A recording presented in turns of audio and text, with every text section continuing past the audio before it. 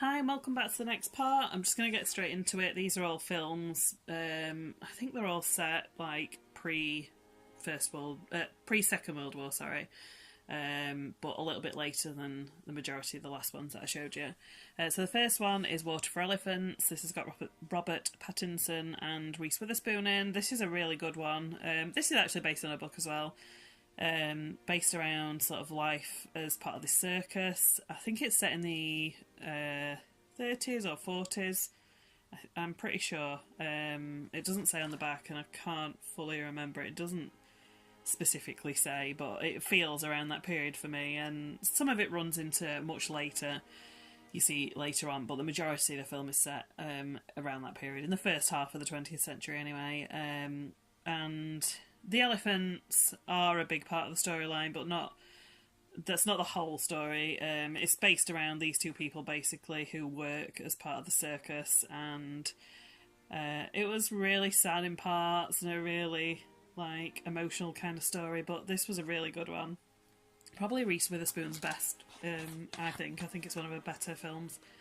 Tea with Mussolini is one I recently found after watching the documentary Nothing Like a Dame, I think it was called. And it had Dame Judi Dench, Dame Joan Plowright, Dame Maggie Smith, and Dame Eileen Atkins in. And I found this film which has got three of those people in, just not Dame Eileen Atkins. It's also got Cher in it, and this was really good. This was set before the Second World War, I think, but I think it runs into the Second World War. And it's set in Italy. I'm just trying to think if it's a specific... Yeah, Florence. Yeah, in Florence. I really liked this storyline. I like films that sometimes run over a long period, and this runs over quite a few years. You see some of the characters go from children into adulthood, and I really like that. This was a good one for Cher. I don't always like her in acting roles, but I liked her in this, and I really like her in Mermaids. Gosford Park. This has got a huge cast. When's this set? 1932.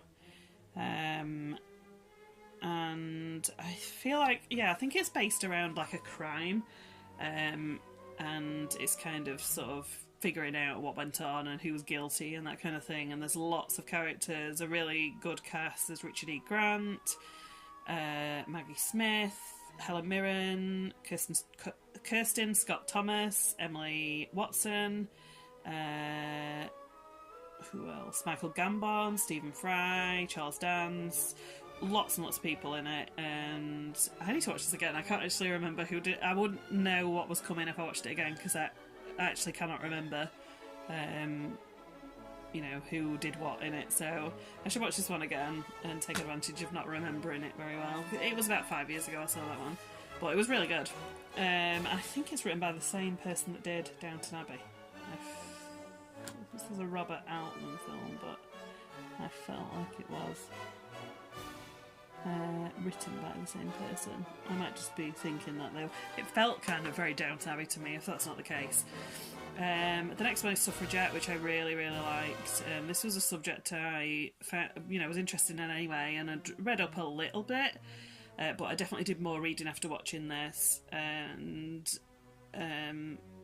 it was just a really good subject to make a film on. I think it was something that sort of needed to be told. I'm surprised there's not more films about this, to be honest. Some of it I did find shocking, things that I'd not really read about.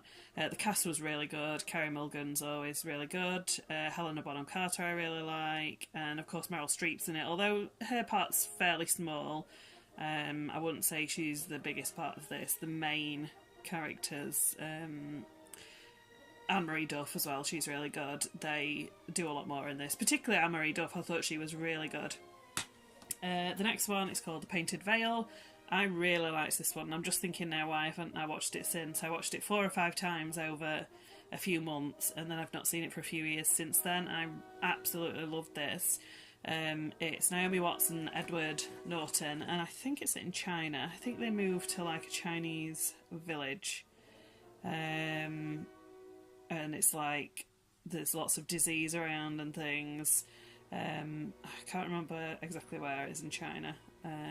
Shanghai, I think that's what it says. Yeah, I think he's a doctor, and they go there for that. And but it's not the best place. Like I said, a lot of disease and things are run down. But it was turned out really differently to the way I saw it going, and I just thought this was really great and one of Naomi Watts' best films, I think. But one that you don't really hear mentioned. I honestly didn't hear this. I just saw it one day in a Blockbuster, I think it was actually, because they had films to buy as well. And I picked this up, having never heard anything about it, and absolutely loved it.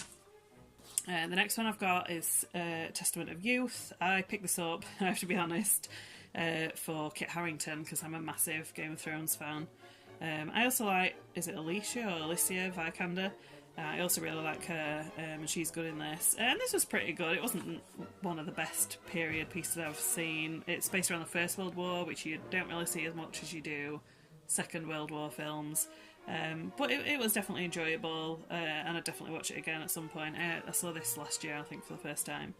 And Kit Harington was good in it, and I hope that we see him in more things after Game of Thrones is over in the next few months. Miss Pettigrew Lives for a Day. This was really good. This was actually one of the first things I remember, probably not the first thing I saw her in, but the first thing I remember seeing Frances McDormand in and thinking she was really good.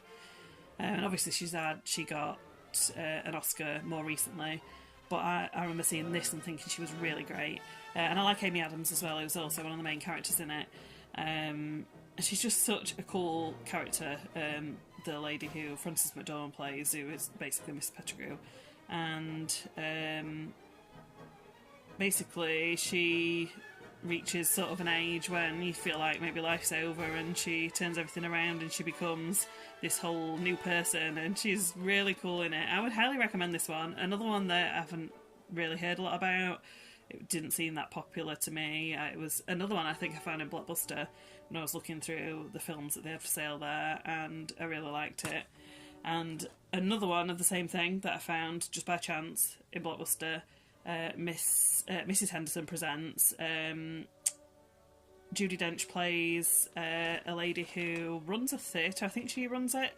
It's set in the mid to late 1930s, and it's a true story. The Windmill Theatre she buys, and I just loved this. I loved the sort of feel of it, and just that whole atmosphere around the theatres at that stage, and it just really captured a sort of feel of them, and I really liked it. And the final one I've got in this pile is The Cider House Rules, which has got Michael Caine, Charlize Theron, and Tobey Maguire. Paul Rudd's in it, I think, later on in the film. He's not a huge part in it. And this was really, really good. I remember hearing when this came out, but at that time I didn't really watch this kind of film, and so I wasn't really interested in it. And over the years I've picked up more and more sort of period pieces. I don't know exactly when this is set, to be honest. I find it harder to place where things are set if it's not English, just because costumes are a little bit harder to read and depending on what area of the country and stuff like that. So I'm not 100% what period this is set in. But it's kind of based around this orphanage in Maine that Michael Caine's character runs, and Tobey Maguire thinks lived there all his life. And this was such a good film. Another one though set over a lot of years, and this is honestly one of the best films I've ever seen. This is definitely in my top 100 films of all time, and I've watched this quite a few times now, and watch it probably at least every year. So I'll leave it there for that part, and I'll see you again in the next one. Bye!